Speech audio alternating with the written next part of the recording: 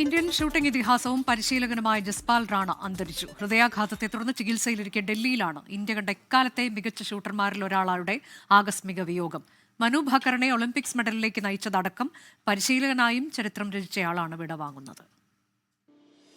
Indian ഷൂട്ടിംഗിൽ വിപ്ലവകരമായ മാറ്റങ്ങളുടെ വെടിയൊച്ച മുഴക്കിയ ജസ്പാൽ റാണ ഇനിയില്ല.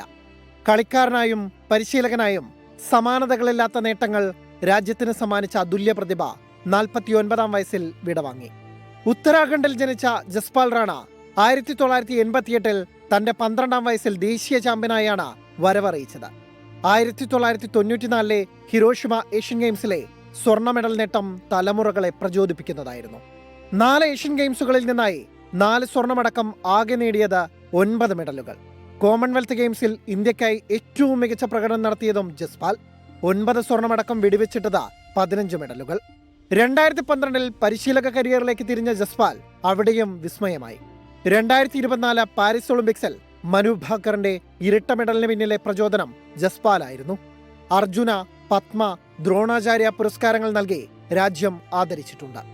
ജർമ്മനിയിലെ മ്യൂണിക്കിൽ നടന്ന ഷൂട്ടിംഗ് ലോകകപ്പിൽ പങ്കെടുത്തു മടങ്ങവേ നെഞ്ചുവേദന അനുഭവപ്പെട്ടതിനെ തുടർന്നായിരുന്നു ജസ്പാലിനെ ആശുപത്രിയിൽ പ്രവേശിപ്പിച്ചത്.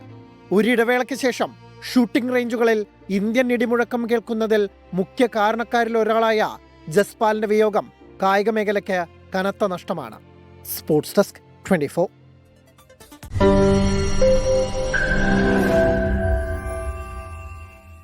ലോകത്തെവിടെയായാലും ഏത് സമയത്തും 24 വാർത്തകളും ഓഗ്മെന്റഡ് റിയാലിറ്റി പാക്കേജുകളും എക്സ്പ്ലെയിനറുകളും വിശദമായി കാണാൻ ഞങ്ങളുടെ യൂട്യൂബ് ചാനൽ നിങ്ങൾക്ക് സബ്സ്ക്രൈബ് ചെയ്യാം.